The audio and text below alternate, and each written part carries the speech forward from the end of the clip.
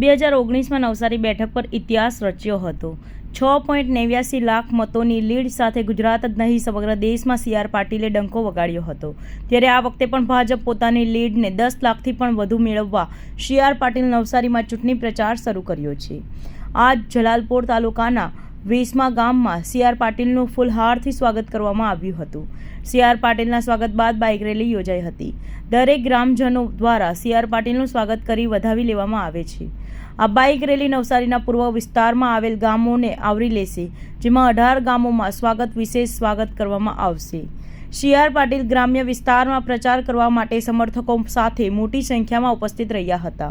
અત્યાર સુધી CR પાટીલે શહેરી વિસ્તારોમાં પ્રચાર કર્યા બાદ હવે ગ્રામ્ય વિસ્તારોમાં બાઇક રેલી સાથે પ્રચાર શરૂઆત કરી છે।